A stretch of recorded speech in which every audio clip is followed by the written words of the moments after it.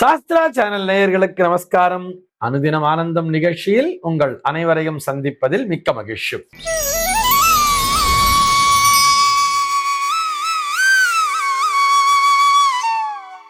இன்று 6/10/2025 இந்த நாள் குறித்து பஞ்சாங்கம் என்ன சொல்றதுன்னு பார்க்கலாம் வாங்கோ.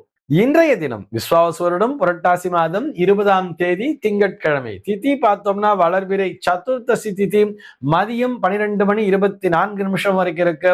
அதனை தொடர்ந்து பௌர்ணமி திதியானது வந்து விடுகிறது. நட்சத்திரம் பார்த்தோம்னா இன்னைக்கு பூரட்டாதி நட்சத்திரம் காலை 6:14 வரையில் இருக்கு. அதனை தொடர்ந்து உத்திரட்டாதி நட்சத்திரம் என்பதும் வந்து விடுகிறது. காலை 6:14 வரையில், அதாவது புரட்டாதி நட்சத்திரம் இருக்கின்ற வரையில் இந்த நாளானது ஒரு மரண யோகம் கூடிய நாளாக இருக்கிறது. அதனை தொடர்ந்து சித்த யோகம் என்பதும் வந்து விடுகிறது. இது போக பஞ்சாங்கத்திலே வரக்கூடிய யோகம் அப்படின்னு சொல்லி பார்த்தோம்னா இன்னைக்கு விருத்தி அப்படிங்கிற ஒரு நாம யோகத்தை கொடுத்திருக்கான். கரணம் பார்த்தோம்னா வணிஜை அப்படிங்கிற ஒரு கரணத்தை கொடுத்திருக்கான். இந்த நாளானது ஒரு மேல் நோக்கு நாளாக அமைந்திருக்கிறது. இன்னைக்கு என்ன ஸ்பெஷல் அப்படின்னு சொல்லி பார்த்தோம்னா இன்றைய தினம் பஞ்சாங்கத்திலே பௌர்ணமி பூஜை அப்படிங்கிறத கொடுத்திருக்கா. ஆக இன்றைய தினம் மாலை பொழுதிலே அந்த சந்திர தரிசனத்தை செய்துவிட்டு உடனடியாக அம்பிகையை ஆராதித்து அந்த பௌர்ணமி பூஜையினை செய்ய வேண்டியது. சென்னையை பொறுத்தவரை இன்றைய தினத்தினுடைய சூரிய உதயம் என்பது காலை 6:01 சூரிய அஸ்தமனம் என்பது மாலை 5:51 சந்திர உதயம் என்பது மாலை 5:21 சந்திர அஸ்தமனம் என்பது நாளைய தினம் அதிகாலை 5:53 சம்பவிக்கிறது. பிரம்ம முகூர்த்தம் பார்த்தோம்னா நாளைய தினம் அதிகாலை 4:24 முதல் காலை 6:01 வரையில் நீடித்திருக்கிறது. சென்னையை பொறுத்தவரை இன்றைய தினத்தினுடைய ராகு காலம் என்பது காலை 7:30 முதல் 8:59 வரையிலும், யமகண்டம் என்பது பகல் 10:28 முதல் 11:56 வரையிலும், குளிகை காலம் என்பது மதியம் 1:25 முதல் 2:54 வரையிலும் சம்பவிக்கிறது. தினாந்தம் பார்த்தோம்னா இன்றைய தினம் இரவு 1:28 கொடுத்திருக்கா. சூலம் பார்த்தோம்னா இன்றைக்கு கிழக்கே சூலம் காலை 9:11 வரையில் அந்த சூல தோஷம் என்பது உண்டு. அதற்குரிய பரிகாரமாக தயிர் அருந்து விட்டு கிழக்கு திசையை நோக்கி பயணிக்கலாம் அப்படிங்கிறதையும் சொல்லி இருக்கா. இன்றைய தினத்தினுடைய ஆன்மீக தகவலாக நம்ம என்ன பார்க்க போறோம் சொல்லி பார்த்தோம்னா இன்றைக்கு பௌர்ணமி இல்லையா, நிறைய பேர் வீட்டுல இந்த சத்யநாராயண பூஜை அப்படிங்கிறத பண்ணிட்டு இருப்பா. அதாவது இந்த புரட்டாசி மாதத்திலே வரக்கூடிய பௌர்ணமி, புரட்டாசி மாதமே பெருமாளுக்கு ரொம்ப ரொம்ப விசேஷம். அதிலும் இன்றைய தினம் பௌர்ணமியாக இருப்பதால் சத்யநாராயண பூஜை பண்ணுவதில் நிறைய பேர் பண்ணிட்டு இருப்பா. இந்த சத்யநாராயண பூஜையினுடைய மகத்துவம் என்ன அப்படிங்கிறத தான் பார்க்க போறோம். இந்த சத்யநாராயண பூஜையினுடைய ஸ்பெஷாலிட்டி என்னன்னு சொல்லி பார்த்தோம்னா இது பகவான் நாராயணனே உபதேசித்த ஒரு நல்ல ஒரு விரதமாக பார்க்கப்படுகிறது.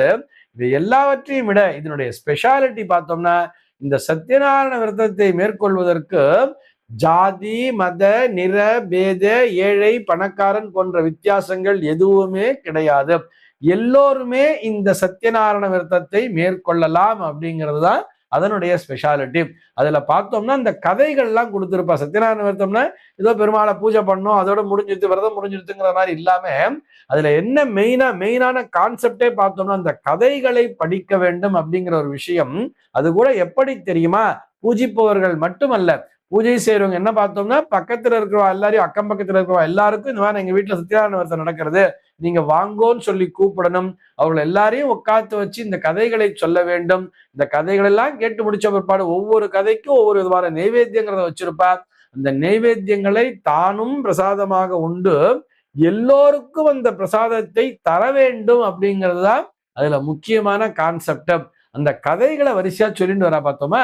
அந்த கதையில பார்த்தோம்னா முதல்ல ஒரு அந்தனரை சொல்லுவார்கள். காசியிலே ஒரு அந்தனர் கஷ்டப்பட்டுட்டு இருந்தாருமே சொல்லுவார். அதுக்கப்புறம் அந்த அந்தனர் கொடுக்குற பிரசாதத்தை வாங்கி சாப்பிட்டது யான்னு பார்த்தா ஒரு விறகு வெட்டி வாங்கி சாப்பிட்டான். அந்த விறகு வெட்டி மறுநாள் அவன் போய் அந்த விரதத்தை மேற்கொண்டான் அப்படிங்கிற மாதிரி சொல்லியிருப்பார். அதற்கு அடுத்தபடியாக பார்த்தோம்னா ஒரு ராஜா வந்து விரதம் இருந்தார் அப்படிங்கிற மாதிரி சொல்லியிருப்பார். இந்த ராஜா பண்றதை பார்த்துட்டு ஒரு வைசியன் அவன் போய் அந்த விரதத்தினை மேற்கொண்டான்னு சொல்லுவார். அதாவது அவன் மேற்கொள்ளணும்னு நினைச்சான், அந்த வைசியன் வந்து ரொம்ப நாள் ஆச்சு மேற்கொள்ளலைங்கிற மாதிரி கலாவதி லீலாவதிங்கிற மாதிரிலாம் கதைகளை சொல்லியிருப்பா. அதுக்கப்புறம் அடுத்த கதையில பார்த்தோம்னா அதே மாதிரி இன்னொரு இந்த மாடு மேய்க்கின்ற இடையர்கள்லாம் சேர்ந்து ஒரு விரதத்தை செய்வார்கள். அங்க ஒரு ராஜா அதை பார்த்துக்கிட்டே இருப்பார் அப்படிங்கிற மாதிரி எல்லாம் சொல்லி இருப்பார். அவர்கள் கொண்டு வந்து கொடுத்த பிரசாதத்தை அந்த ராஜா சாப்பிடாம அலட்சியப்படுத்திட்டாரு. அதனால் நிலைப்பட்ட விளைவுகள், திரும்ப அந்த ராஜா அந்த விரதத்தை மேற்கொள்ளணும்னு நினைக்கும் போதே அவருக்கு நடந்த நன்மைகள்ங்கிற மாதிரி நிறைய கதைகளை சொல்லி இருப்பார்கள். அந்த கதைகள்ல என்னென்ன கான்செப்ட் இருக்குன்னு பார்த்தா, அந்தனர் இருப்பார், ராஜா இருப்பார், விறகு வெட்டி இருப்பார், வைசியல் இருப்பார், மாடு மேய்க்கின்ற இடையர்கள் இருப்பார்கள் சொல்லிட்டு ஏழை பணக்காரனாகட்டும், அதே மாதிரி அந்தனர் அந்த ஜாதி வித்தியாசம் எல்லாம் எதுவும் இல்லாம எல்லோருமே இந்த விரதத்தினை மேற்கொள்ளலாம் அப்படின்னு சொல்லப்படக்கூடிய ஒரு விஷயம்தான். அதுல ஆரம்பத்துல பார்த்தோம்னா சனகாதி முனிவர்களுக்கு அந்த சூத பௌராணிகருங்கிற இந்த கதையை சொன்ன ஆரம்பிச்சாருங்கிற மாதிரி வரும். அதுவும் சூத பௌராணிகர் எப்படி சொல்லுவார்னு பார்த்தோம்னா, இந்த கலியுகத்துல மனுஷாலாம் கஷ்டப்படுறாளே, இவர்களுக்கு வந்து ஒரு நல்ல விடிவை சொல்லக்கூடாதான்னு கேட்கும் பொழுது அவரே சொன்னாராம். என்ன சொன்னாராம்? இதே போல நாரதர் வந்து ஒரு தடவை கேள்வி கேட்டார் நாராயணன்ட்ட. இந்த நாராயணனே சொல்லி தந்த ஒரு நல்ல நாராயணன் அருளிய ஒரு நல்லதொரு விரதமாகவே இந்த விரதமானது பார்க்கப்படுகிறதுன்னு சொல்லியிருக்கார். ஆக அந்த பெருமாளே இந்த விரதத்தினை மேற்கொள்வதன் மூலமாக இந்த உலகத்தில் உள்ள மக்கள் யாவரும் சுபிக்ஷமாக வாழ்வார்கள் சொல்லியிருக்கிறத விட இந்த கான்செப்டை மெயினா பார்க்கணும். எல்லோரையும் அழைத்து வந்து வைத்துக் கொண்டு அக்கம் பக்கத்தில் உள்ள எல்லோரையும் அழைத்து வர வேண்டும், அவர்கள் எல்லோருக்கும் அந்த பிரசாதத்தை கொடுத்து மகிழ வேண்டும் சொல்லியிருக்கா இல்லையா? பகுத்துண்டு பல்லுயிர் ஓம்புதல் அப்படிங்கிறது தான் அங்க மெயினான கான்செப்ட். இந்த விரதத்திலே பங்கு பெறுபவர்கள் எல்லோருமே இதே மாதிரி பூஜையை தொடர்ந்து பண்ணணும்னு சொல்லியிருக்கா இல்லையா? இது ரொம்ப ரொம்ப நல்ல விஷயம் சொல்றார்.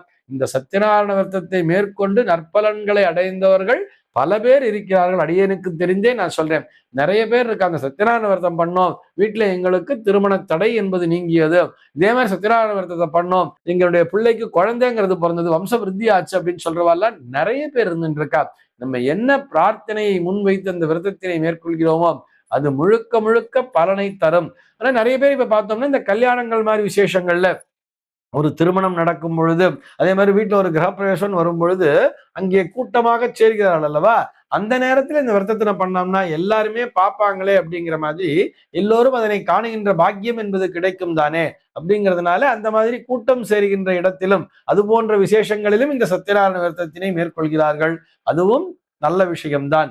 அதே மாதிரி இந்த பௌர்ணமி நாளில் இந்த சத்யநாராயண விரதத்தை மேற்கொள்ளும் பொழுது முழுமையான பலன் கிடைக்கும்னு சொல்றார். ஏன் தெரியுமா? அந்த சந்திரனுக்கும் நாம் உண்கின்ற உணவிற்கும் தொடர்பு அப்படிங்கிறது உண்டுதானே. ஒரு மனிதன் வயிறார அந்த உணவினை அறிந்து விட்டாலே அதை விட வேறு பேரானந்தம் என்பது இந்த உலகத்திலே வேறு எது இருக்க போகிறது? அந்த பிரசாதம் அவருடைய வயிறை நிறைக்கும் பொழுது, அதாவது இந்த பூஜையிலே பங்கு பெறும் பொழுது மனம் என்பது நிறைவடைகிறது. அதே மாதிரி இந்த பிரசாதத்தை சாப்பிடும் பொழுது வயிறும் என்பதும் நிறைவடைகிறது தானே. அதற்கு இந்த பௌர்ணமி என்பது மிகவும் ஒரு உகந்த நாளாகவே பார்க்கப்படுகிறது. ஆக எல்லோரும் இந்த சத்யநாராயண விரதத்தினை மேற்கொண்டு நற்பலன்களை அடைய வேண்டியது. இந்த தகவலோடு இன்றைய தினம் நான் உங்களிடமிருந்து விடைபெறுகிறேன். மீண்டும் உங்கள் அனைவரையும் நாளைய தினம் ஒரு புதிய தகவலோடு சந்திக்கிறேன். அன்பர்கள் அனைவருக்கும் அனுதினமும் ஆனந்தமாய் அமைய பிரார்த்திக்கிறேன்.